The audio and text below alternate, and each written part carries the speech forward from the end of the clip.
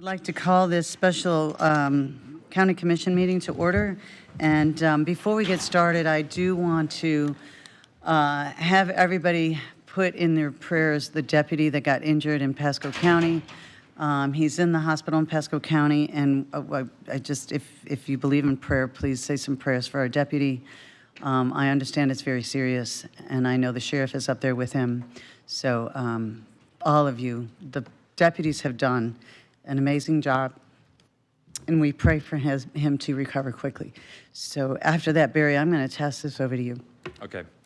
Well, good morning, Commissioners. I'm going to provide just kind of a brief summary. You know the reports. We've been giving you reports just for anybody, that's listening. Obviously, we experienced what we believe is the worst impact on our county we've seen in 100 years. As a result of that, we currently know 9 deaths and possibly more that'll be storm-related in the coming days. On Thursday night, we saw calls, to our 911 center skyrocket because even though we called for a mandatory evacuation of all long-term care facilities, our Zone A evacuation flood zones, and for any mobile home parks. To interrupt you, I forgot to let Brian in, and so I'm going to, okay. if you don't mind, to pause for a second. I know this is important stuff, but I need a motion. Thank you. So Brian Scott, Vice Chair, you are in the meeting. Sorry about that, Barry. Thank you. And we know people didn't evacuate, and we understand that because what we said is this is the worst in 100 years. But as a result, Friday night or Thursday night into Friday, we had over 4,000 911 calls that we simply couldn't field. And people at a certain point were trapped.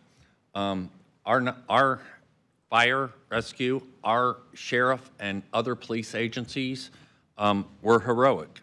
They put themselves in danger and tried to help people all the way up to the point where we had to pull them out because it was simply unsafe. The sheriff himself was out trying to launch boats, and watched our high water vehicle that we had pre-staged. So we had dive teams, we had pre-staged high water vehicles, and we had unity of command out in the field, but they had to stop. We had a high water vehicle that was floating away. And so the storm surge was real, and it was life-threatening. As a result, we saw 9 deaths that are storm-related, but so many other people impacted. It devastated communities up and down, and this was a countywide event. We're going to talk a lot about the impacts to our beach communities, and that is where, because of such a compact area, the devastation is real. But look down in Shore Acres, look up in Tarpon Springs, look up in 80 Homes and Oldsmar, look over in Ozona and Crystal Beach. We have many, many people that are impacted, and you'll see that in our numbers. We're looking at over $2 billion in residential damage that we know right now. And the recovery is just beginning. So I'd like communications to play a video to give you a few pictures of the devastation that we've seen and all of the partner agencies that come together to try and respond to this as best we can. There's still so much work ahead of us, and we are coordinating through the Emergency Operations Center, many of those efforts. A lot of the communities know how to respond, and they're doing so. But I'm going to turn it over to Kathy Perkins to really talk about, from our emergency response, how we organized and all the efforts that we're trying to coordinate. This is going to take time. This is weeks, not days. And it's going to require combined efforts of so many in order to help our residents regain, their life. So at this time, I'll turn it over to Kathy Perkins while the video plays in the background and let her give you some numbers. Good morning, Commissioners. First off, I want to thank the incredible emergency management team, everybody in the Emergency Operations Center, every single agency and entity out in our community. all the neighbors that are helping neighbors, just phenomenal. State and FEMA teams that we have here, just everybody. So thank you to everybody, and thank you for all of your support through all of this. Through just the missions that we've put through, that we're activating to support our local communities, all of our partners, we've done 580, we have 586 active missions that we're currently working on. We've had over 1,100 total requests. We've pushed up 269 missions to the state, and we're currently actively working on 194 of them. So as you can imagine, we're doing everything we can to turn on as many programs and get as much support in here as we can. The Urban Search and Rescue teams did a phenomenal job. Over the course of a couple of days, they searched 31,815 homes and buildings. They helped pull people from flooded homes, and were really helping those that were hurt or stranded. They also helped do some structural assessments out there in the hardest hit areas. And we had teams from all over the country here assisting us. And unfortunately, many of them have had to be redeployed up to the other states in North Carolina. As Barry mentioned, we had thousands and thousands of 911 calls. We've had 15,751 911 calls since the storm started. And I just want to, really talk To about. give you context, a normal day is about 1,200. I really want to talk about safety, right? So there's still lights out, so we need to treat those as four-way stops, right? I get it. Like, people in many portions of the mainland of Pinellas, it's almost life as usual. Many of our coastal communities, and especially the barrier islands, it's not life as usual. And if you are in any area that has been impacted, you do not need to be speeding. Don't even go the speed limit. Drive slow, right? There are people that are exhausted, that are pulling things out of their homes. They may be close to the road as they're pulling things out. We have so many emergency response crews out there. Treat it like a school zone. Don't go over 15 miles per hour. If you see anybody out there, just stop. You do not need to be in a hurry out there. We do not need any more traffic accidents. We do not need anything additional to respond to. So please, please be safe out there. We contacted our 247 facilities post-storm to ensure that they had resources. So that's our nursing homes, assisted living facilities, and our hospitals. As of now, Palms of Pasadena is still closed. They are getting an inspection today, and I think they're hoping to open tomorrow. So, everybody's been impacted. And I'll just say, we have a lot of 55-plus communities. We had a high-rise building in South Pasadena. We worked with Duke to get their power restored, but even though the power was back on, their air conditioning wasn't working, their elevators weren't working, and they had no water above the 10th floor. So we worked with the amazing South Pasadena fire folks to get those people evacuated out of that building, and we took a number of them over to one of our active shelters, and we're working very closely to look at any of these high-risk communities. So just because people's power is back on doesn't mean that everything in their building is working. So we are actively working with all of our municipalities and jurisdictions to identify those. If you're out there in the community and you know of an area that's been impacted, that you haven't seen people come through, or you think they need assistance, please, you can call our County Information Center at 727-464-4333. We have a lot of community teams that are able to go out now. We've taken tractor trailers with peanut butter and water. We've taken MREs out. So we've got Red Cross, Salvation Army. We have states from the team, teams from the state, sorry. So we've got a lot of people out there that can get out there into these individual neighborhoods and follow up. And then we'll be working with partners to ensure that they have support moving forward. Can't say enough about our partnerships with the American Red Cross, Department of Health, and Pinellas County Schools for helping us with all of our sheltering. Pinellas County Schools, that's the first one we go to for risk shelters, and we had, I think, about 1,700 people in shelter during the storm, and then we've been working with them. Unfortunately, they've had schools that were impacted, so we're working with them to try to help get all of their schools back online. Right now, we have 96 people at our Ross Norton shelter, 22 special needs folks at our Lealman Exchange. So we've got a lot of people that are coming into the shelter at night and then going out during the day. So these are folks that are probably going out, check on their homes, get whatever they can that they can salvage from their homes and get that out of here. If we have additional people that need a place to stay, and, we do have capacity in our shelters, again, you can call our County Information Center at 727-464-4333. And our housing team is continuing to work on what we call non-congregate shelter options. So looking at what hotels are available, we're working with Airbnb, we're working with the VRBO folks, and we're working with our real estate properties has identified all these property managers who have called apartment complexes out there so we can ascertain what is currently available out there in the community. I've even heard that some realtors had clients that had their houses on the market for sale. They're going to pull them off and make them available for rentals. So, let's be as creative as we can for looking for options. We're going to have a lot of people that are probably going to be out of their primary residences for a long period of time while they're having to rebuild. And we're hoping to get this turned on as quickly as possible for that non-congregate. We are coordinating volunteer interest from 12 organizations representing hundreds of workers. We have 7 donation centers open, and I just plead with the community, please, we have a list on our website for what types of donations we're looking for, and I know everybody means well, but sometimes you can have a disaster within the disaster if you just have people bringing truckloads of stuff and it gets piled up somewhere, and then we've got to have a lot of people to sort through it.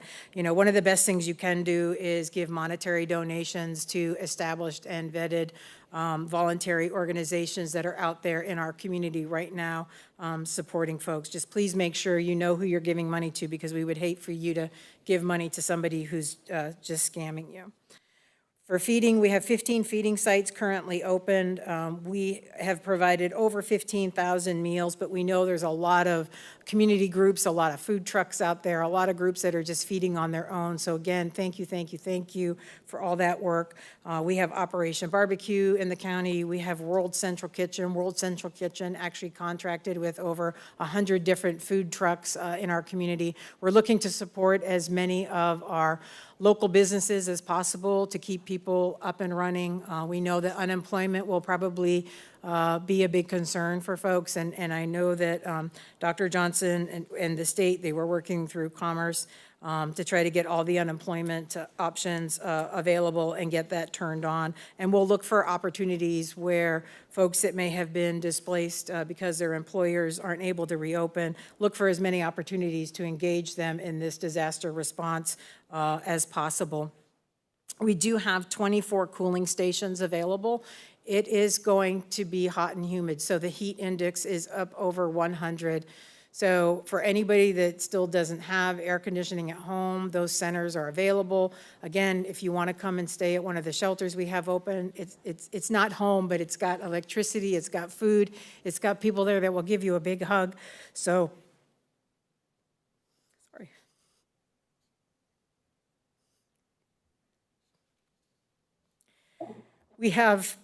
We're opening, sorry. Want me to go? You want me to take over? No, I can do this. We're opening points of distribution in the community. We've got 3 right now, one in St. Pete, one in Treasure Island, and one in Tierra Verde. And we've distributed over 12,500 cases of water, 600 cases of meals ready to eat, and 2,000 tarps at those locations. And we'll be continuing to ramp up getting as many cleanup kits and everything that we can for people as they clean out their homes. We're going to be opening another one further north, but it's not ready yet. Crisis Cleanup is a tremendous group. If you call 1-844-965-1386, we will connect you with voluntary agencies that can come out and help you clean out your home.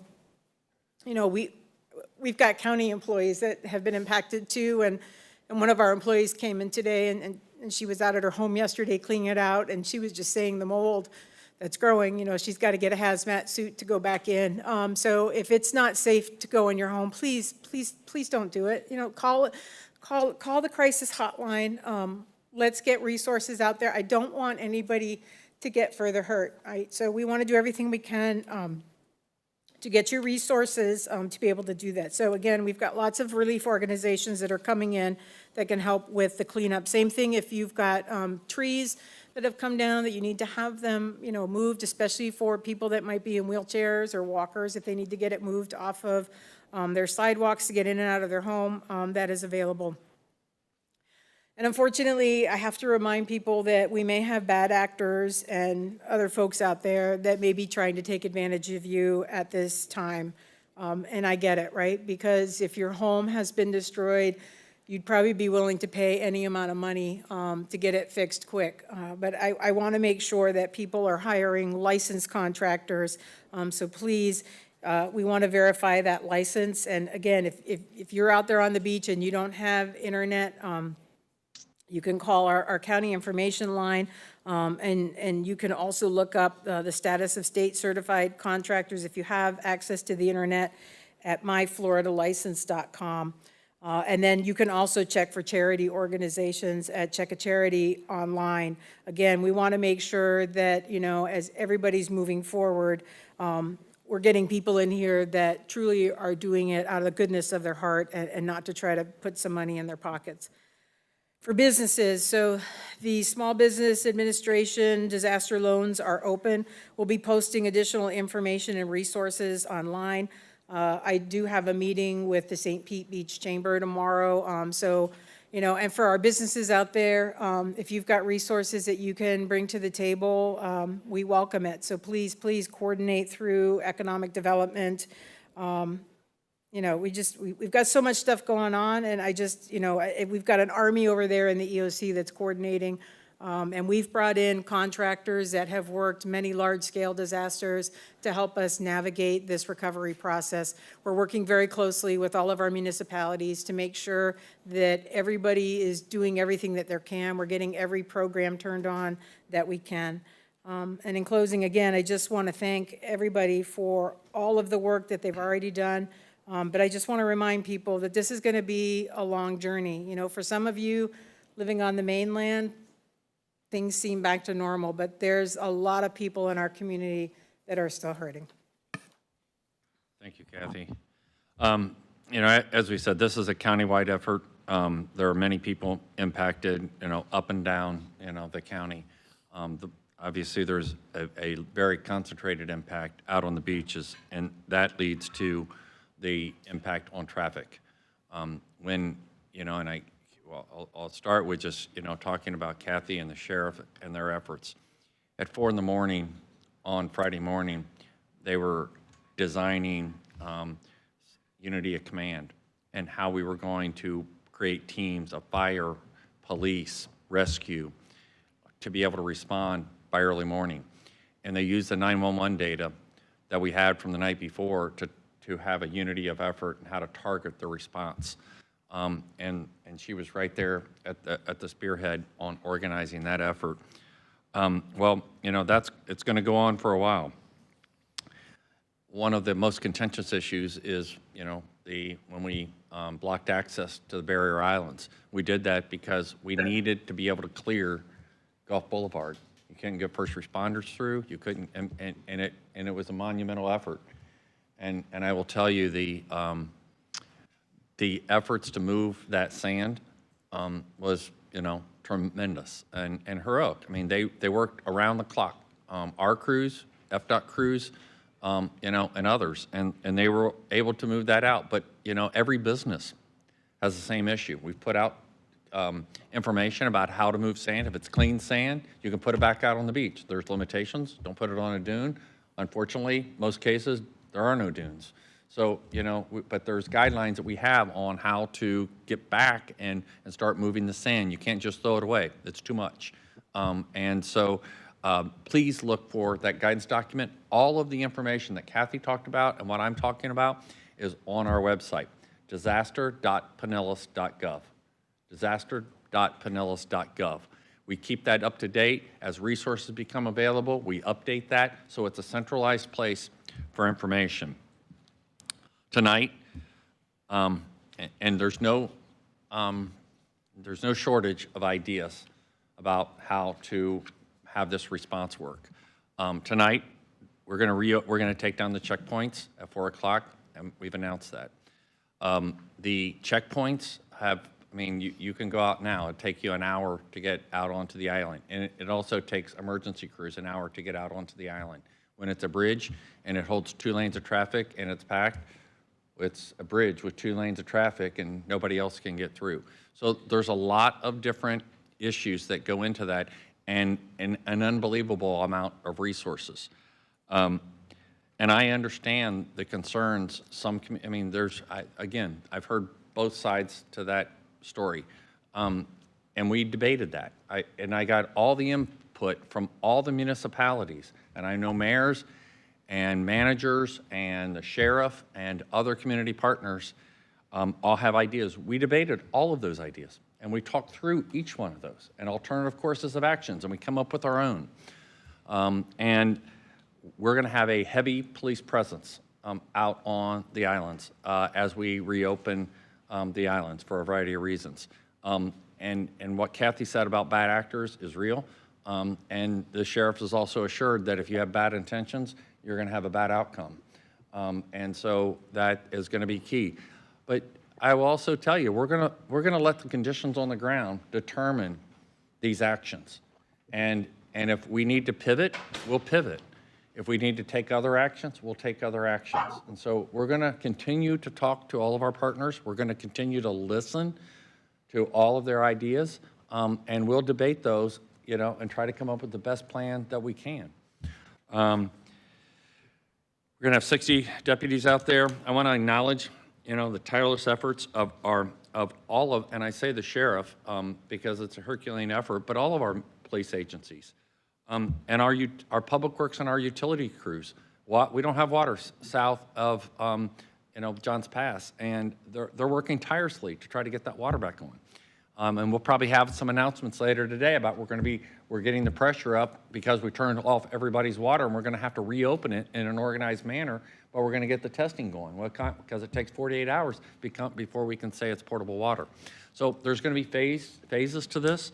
But I also want to acknowledge the efforts of Pinellas Park, who donated workers to help in this effort, Dunedin, and I know I'm missing St. Pete. Who? St. Pete. I mean, everybody is working together. Everybody's saying, how can we help our neighbor? To give you a few numbers, we did damage assessment over the last couple of days. 26,196 different units. 26,000 in a couple of days. 254 of those are destroyed. 15,671 have major damage.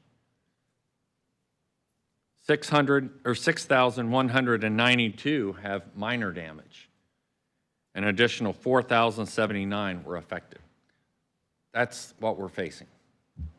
Those are big numbers, real numbers. We've also been out on ground at Mariners Cove and Twin Cities and some of the areas we know have repetitive flood, you know, impacts. We were at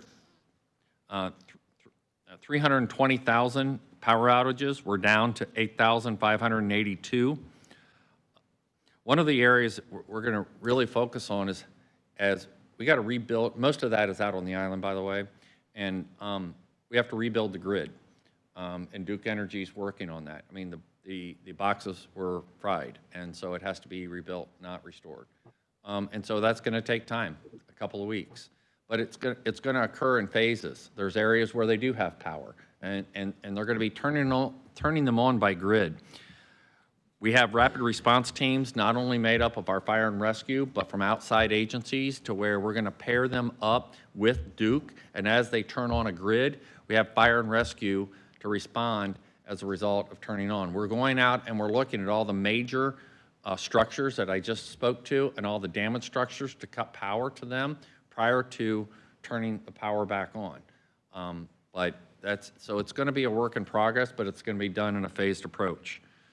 Our utilities, we have more than 100 utility workers out trying to establish the the water system out on the islands. We have broken pipes. We got to repair pump stations.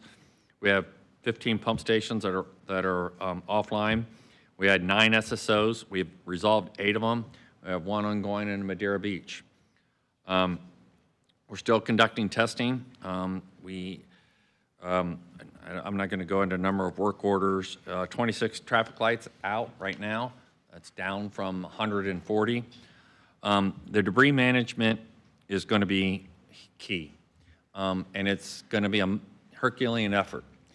Each municipality has a pre-approved debris management plan. It's required. They had that before the storm, okay?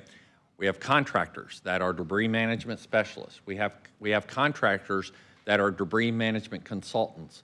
They all have access to this. We're helping them if they're not familiar with it, but most of them are, and they're jumping on it, and that's how they manage their debris. But this is going to be far greater. If you had a 5-acre parking lot, it may fill up, and so now we have to partner with a Largo that wasn't impacted as much. These are all pre-approved sites, and the state has pre-approved sites throughout the county. For the unincorporated area, which we're responsible for, we have 3 drop-off sites that are open for unincorporated residents.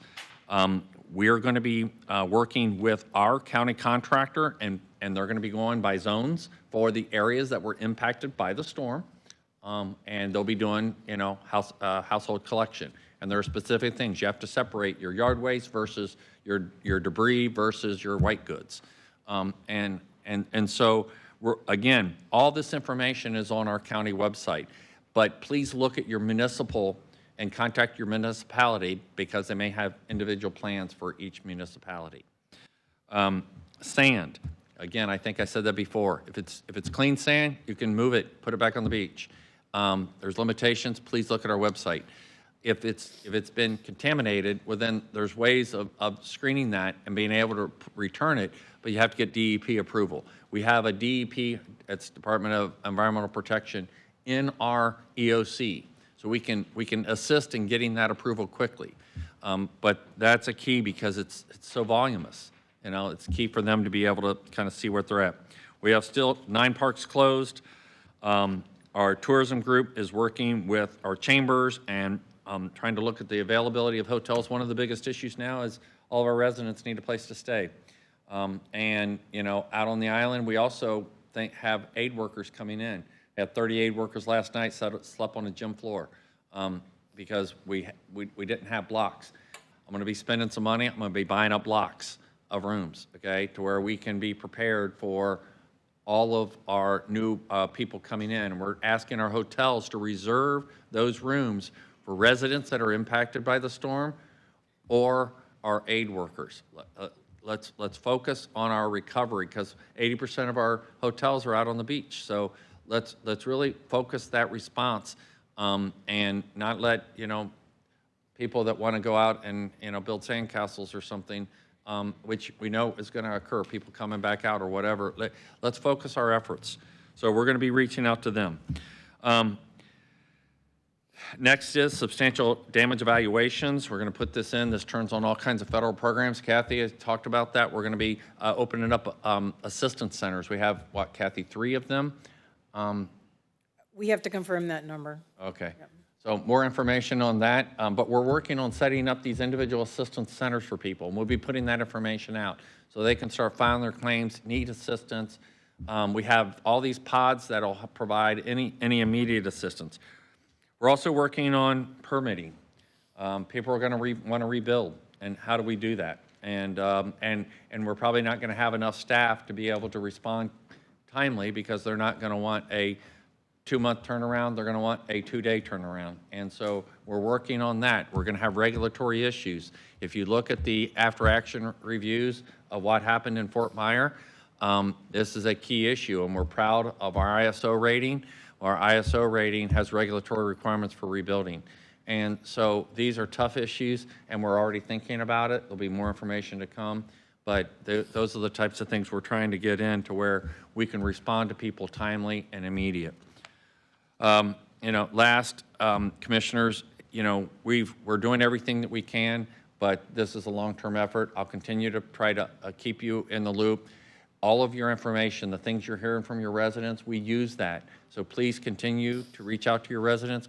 Please continue to feed that information to the EOC to where we can better respond to help our residents. So we appreciate all your efforts, and we'll continue to work together with you and all of our community partners to try to provide the best response that we can. But commissioners, at this time, we're asking for an extension to our state of local emergency. What this does is it continues to provide for the sheriff as a single law enforcement officer for the county, and me as the county administrator, the ability to take proactive measures, such as waiving purchasing requirements, and do what we need to do to continue to restore our community to safety. Thank you. So I'm looking for a motion. Move approval for So the we've got- sheriff. I got a motion from Commissioner Flowers and a second from Commissioner Long. All in favor? Aye. Aye. Thank you. Any opposed? Okay, that passes. I'm going to say something before you go on, if that's okay, and I know you have questions, but I'm going to have to leave. You all know I live on a barrier island, so what I would like to express is that when they open up to the islands at 4 o'clock, the residents don't need sightseers.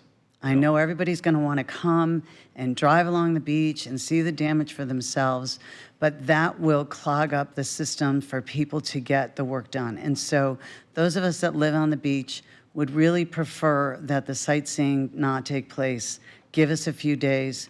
It's difficult to get our electricians out, our insurance people out, and if we clog up the streets with people sightseeing, then it takes even longer.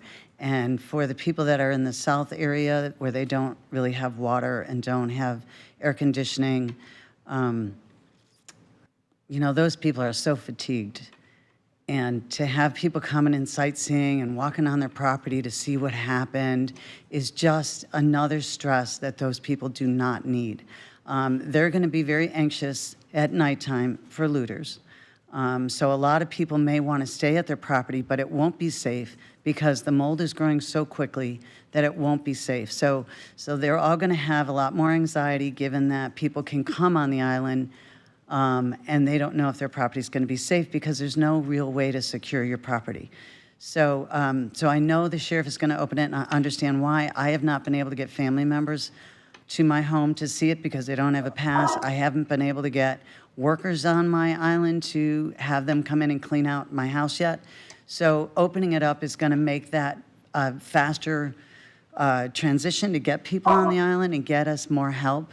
But if it's sightseers, then you prohibit our ability to execute quickly for us to recover and for people to get back to some kind of normalcy. So I'll make that plea personally and on behalf of all the residents that live on the barrier island. And with that, if you have questions, I'm going to pass this over to our former chair, Commissioner, if you wouldn't mind, to manage the questions because I have to leave. I have water remediation people showing up and I have to be there. So if that's okay? Absolutely. Thank you, I appreciate it. And thank you all, and thank you all for your prayers. Commissioner Peters, best. And to our deputies who are here and who have been working tirelessly, thank you so much. I know we have Deputy Butterfield and Deputy Manley here. We are just so grateful for all of your service to our community, so thank you. Be safe, Kathleen. You're welcome. Commissioner Latvala.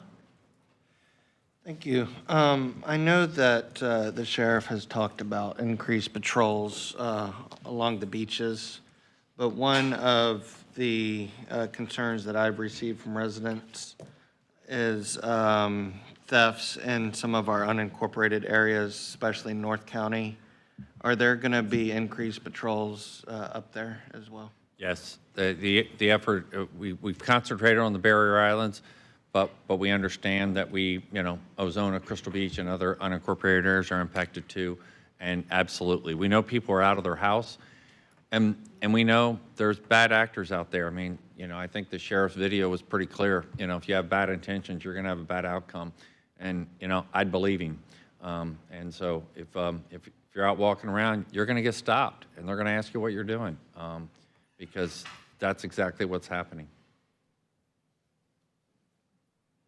Anyone else? Questions? Commissioner Edgar's? Yeah, and, you know, there's just obviously so much swirling around, a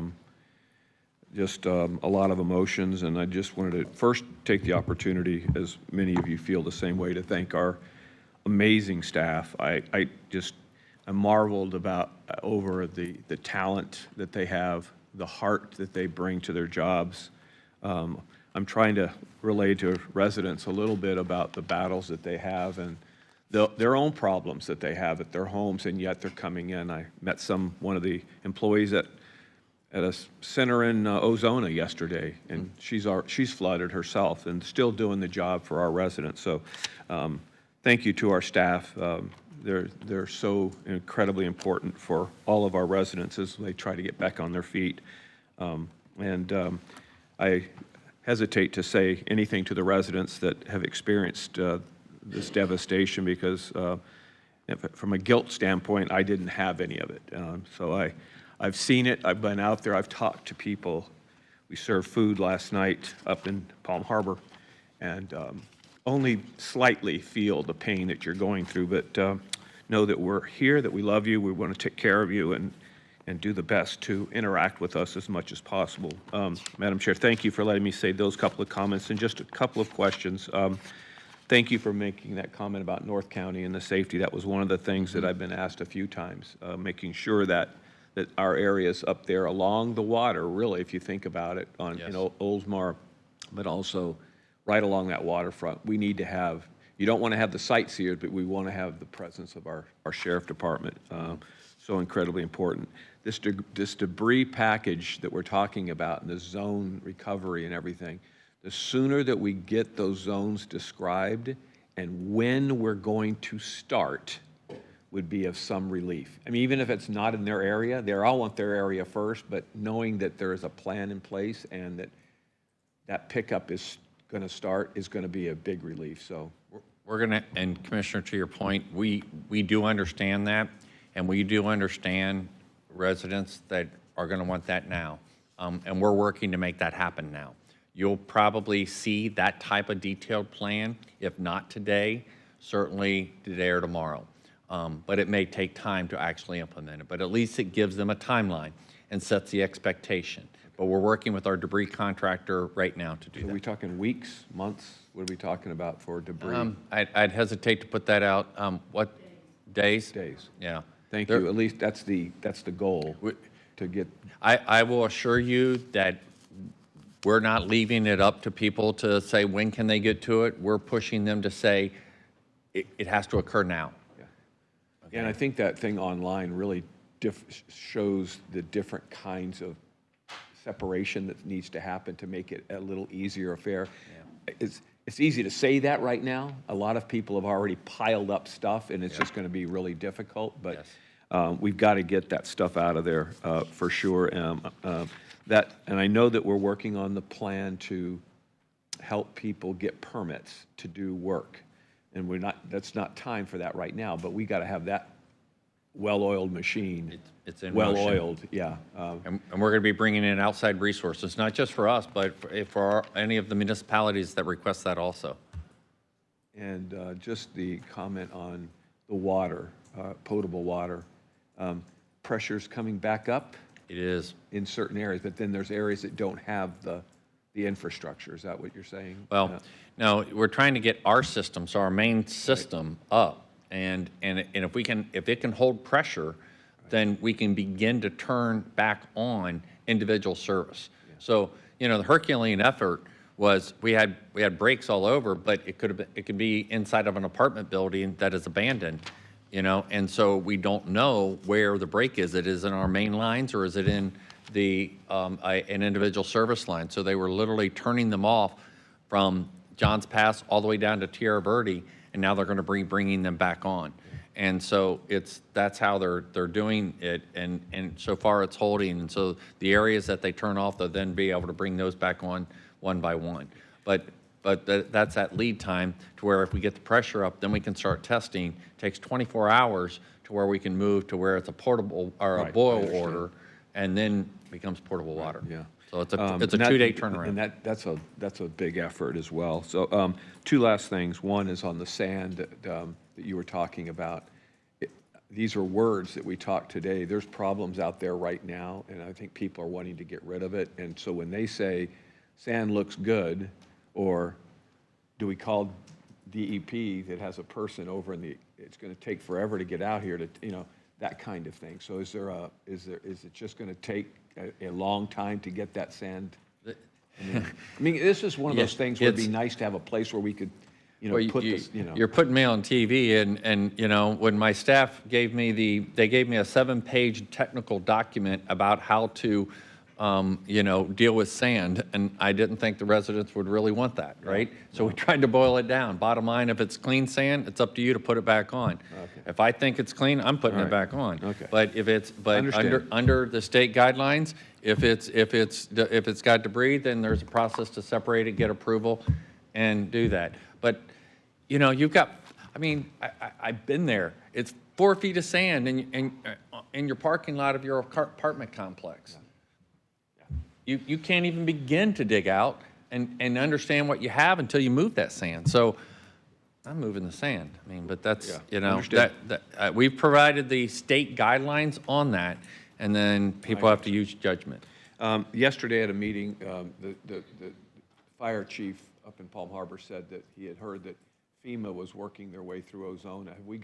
Are they out in the fields right now, going through areas? Yeah, or- there's disaster assessment teams that are out there going through different areas. Yeah. And one of those centers, are we talking about having a North County center?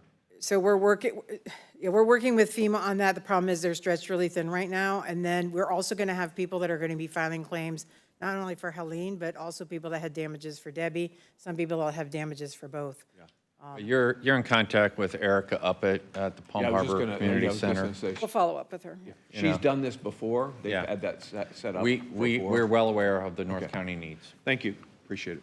Thank you, One Madam thing, Chair. if I can follow up, because you brought it up. So our HR department did a call down for every employee that is in an A or B zone or in a mobile home for our employees. So we know the employees that are impacted. And we had an appointing authorities call and a director's call to help our employees. And so we're going to be doing that. We're going to be working with them, and we're going to be helping them recover from this storm. And these are the non-sheriff. The sheriff does his own thing, but this is through the UPC. So we're working with to help our employees. Thank you. Commissioner Flowers? Thank you, Commissioner Long. Thank you so much for what you and the team are doing, and thank you, Bear, for the yeoman's job that has been done thus far. But I do have just a couple of questions. I'm not sure if you know the answer to them. There has been a lot of support for persons who actually own their homes, but there are some renters who perhaps the landlord themselves are displaced, or they are absentee landlords, and perhaps they didn't get storm surge, but trees have fallen on roofs, or if the roof was not stable and needed some help, and as a result of the heavy rains, it gave way.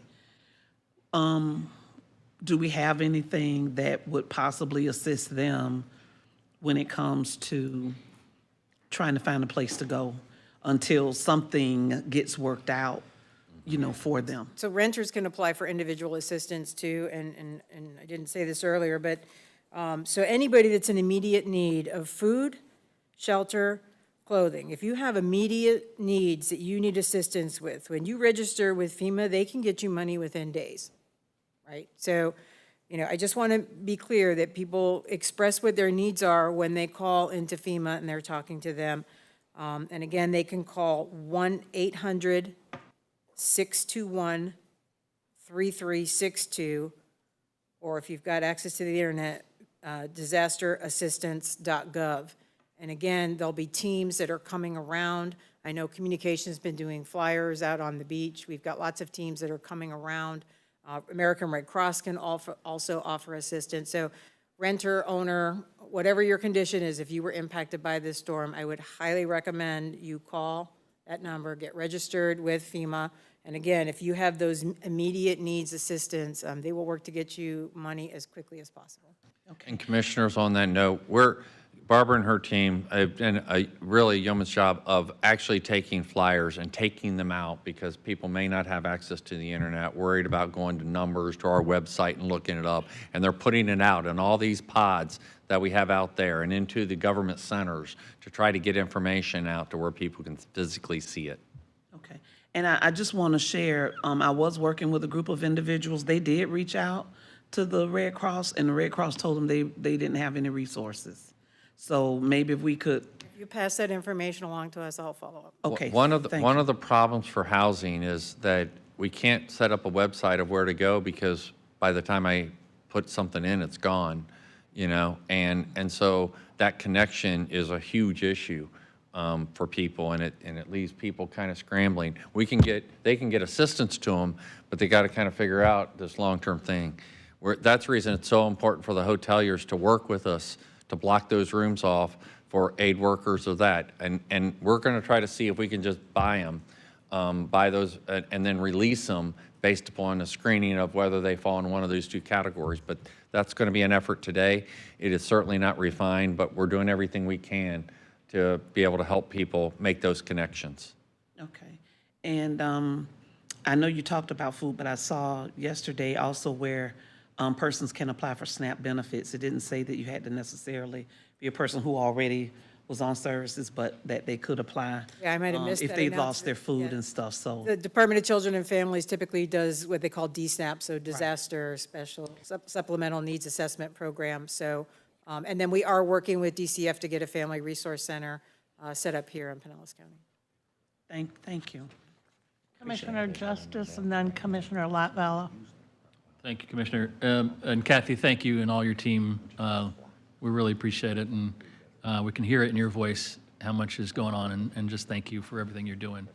And we hear that the damned if you do, damned if you don't, because yesterday I was getting complaints about the delay in access to the beaches. And this morning I'm getting complaints of why are we letting people on the beach? And so hopefully that increased presence of the sheriff will, give some comfort. A few questions that I've gotten from constituents this morning, again, on the debris. When we put out that information about it's coming, and it's coming approximately this day, are we going to actually have a map? Because that's, Yeah. we've tried to make it, in my conversations, clear that it's not coming house to house, every neighborhood, if you weren't really impacted by the storm. That's correct. It's going to be on the This targeted areas. is not clean your house out day, okay, for other areas. It's focused around zones, and we know from our flood inundation maps who was impacted. But again, ours is going to be for unincorporated. Each municipality will have their own. Right, and we've seen it, and that's why I just want to be able to say, yes, you're in, or yes, or no, you're out, and for folks to understand clearly, Kelly and her team are working around the clock to make this happen. We actually put Robert Mills over to assist her. He's done this before, and so we're putting all available resources to make this happen quickly. Yeah, I got a call about the area between Gulfport and South Pasadena. That little stretch that's unincorporated is water, and it got pretty serious damage. And they just wanted to make sure they were on the radar kind of thing. And this is where commissioners are key. If for some reason when we put this out, if we miss it, tell us, we'll fix it. And Commissioners, so we have our geographic information systems mapping people in there. So what we're working to do is collect information from all of our municipalities, all the groups that are out there doing work, so we can map everything in one location. Yes, it is a county site. So, any city that's turning things on, if they make sure that they let us know, then we can get that on the map so people can kind of see where everything is holistically. And I think you covered most of the high rise in Pasadena. As we're sitting here, I got a text on it. Is that high rise? Is it still occupied, or we cleared everybody out, or? So the last I heard, people were still out. They were still some of them were at one of our shelter locations. So what we're doing is we're working with Duke for the power, and then we've got to have electricians come out to verify. They need to get their elevator fixed. We got to make sure that we've got water pressure, and then the air conditioning. So I believe, I heard this morning that they were working on all of those contractors to get everybody out there, to have a consolidated effort to make that happen. Because we will not move those people back until we know it's safe. Okay, very good. I think that was most of my questions. Just again, thank you for all you're doing. To our citizens, if you're watching, please heed Commissioner Peters' call. This is not the time for sightseeing. Just stay out of the way best you can and let people do the work to bring us back to full recovery. Thank you. Commissioner Latvala? Thank you, Madam Chair, and thank you for everything that you and your team have been doing the last week and really throughout the whole year. Commissioner Eggers made a point that caused me to think of this question, and it's about debris removal. And we are still in hurricane season, as everyone knows. And I don't panic about storms until either you tell me to or Dennis Phillips tells me to. But there are, systems developing and whatnot. When it comes to debris removal, is there a time period that municipalities have to get all the debris No, it's, picked up? they have contractors, and so we have 4 certified contractors that will do this for them, and they also manage these pre-approved sites. And then we have consultants to help them, because you have to document, it's like anything with FEMA. If you don't document it, you didn't do it, to get reimbursed for that. So, but they can make that happen quickly, but they're utilizing those contractors. We activated those early, and so they're available, and the municipalities are working on that right now. So it's a matter of days, not weeks, but you may be at the end, and it may take you a week, but it's not weeks. They need to make that happen now. Okay. Without mentioning any names, are there any municipalities that you're concerned with? Yes, and I'm more concerned about down on the Gulf Boulevard where, it's bags and bags of debris. I mean, more concerned with them not Oh. activating the contracts and. No, we're talking to them every single day, and actually Kathy called me this morning. We're actually going to send our consultant, our FEMA consultant, down to help them with managing those resources and activating those contracts. So whatever the municipalities need, they'll get. Okay. All right, Commissioner Scott? Thank you, Madam Chair. First of all, I just want to commend Barry and Kathy and your entire team for all the amazing work that you guys have been doing. And you've been having to create policy on the fly here, because we've never had damage. This is unprecedented. So whether it's debris removal, whether it's sand policy, you guys are having to do things on the fly. And I appreciate the fact that you all have been so responsive when we as commissioners come to you with feedback from residents. And you're already working on things, and you're updating the website in a very timely manner, and I really, really appreciate that so much. Barry, if you could, just when there's an update on when, PSTA can begin some kind of limited service along the beaches to help get residents that don't have transportation to aid stations and cooling stations and to resources. If you could just let me know when that's available, I would appreciate that. Commissioner, you raised this yesterday, and I was in conversation with PSTA and Brad. Let us see how 4 o'clock works, but I understand getting residents to pod centers for assistance and things like that, and it is a great effort, and we concur. You can begin anytime after 4, because then people can go on and off the island freely without going through a checkpoint. I couldn't have a cop coming onto a bus to check IDs and things like that. So we can begin it at 4, but I think we should wait and evaluate it tomorrow, because I think that you got to see that die down, because as much as we say it, we know there's going to be issues and we're going to have to manage it. But yes, I think that's an incredible service that we need to get back up and running just as soon as possible. Yep. Thank you very much, and I agree with you. I think tomorrow would probably be a good time to do that. Let this kind of settle down tonight after the beach is open, and then go from there. All right? Thank you, Madam Chair. That was all. Anyone else have a question or a comment?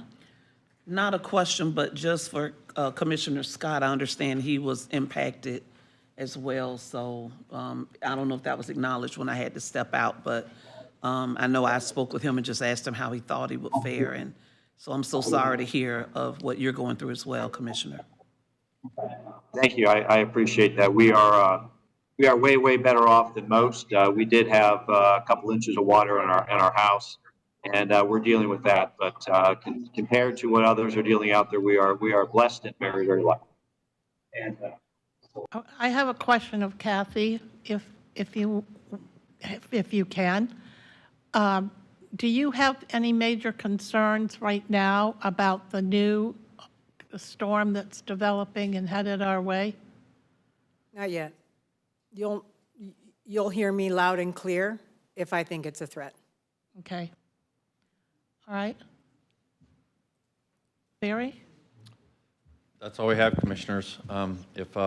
If you have any questions, text is better, but you can always feel free to call me, and we'll keep you informed. Yeah, that was the scariest thing, hearing about the potential. I mean, we don't even, the storm, whatever, with all that debris sitting out, that's the scary part. So I'm glad to hear that we're talking about days to get started with that, because, wow, a lot of. Commissioner Justice has a Thank you. comment, Just, question? yeah, one last thing is we share with our friends, and obviously social media is a big way of communication, but I would just encourage folks to, before you post something on there for the world to see, just do at least one level of check to make sure that it's accurate. Some of the things that are being floated, someone just texted me something that I won't read out because I don't want it to be shared, is really can have the impact of scaring a lot of people that don't need to be scared more than they already are. And so just take that extra step, make sure that what you're sharing is accurate. Thank you. Good suggestion. I'm sorry. Go One more ahead. thing. To that point, for individuals that are going through, please don't take things from people's property that may be piled up. It could very well be that they pulled everything out so that now they can go through it to see what they can salvage. I've gotten a couple of calls where folks have kind of taken it upon themselves to go through their stuff and pull things out. And so there's a confrontation then that occurs because of that. So just because you see it pulled to the curb, don't just assume that it's all there to be picked up for garbage. It could be that they're pulling it all out to get it outside to then try to go through and see what's what. But even if it is garbage, just don't take things from people's property. Just allow them to handle that. So thank you. Thank you. Anything else for the good of the order? Commissioner Latvala, Eggers? Okay. All right, I think we're good. Anybody? All right, then we are adjourned. Be safe, everyone.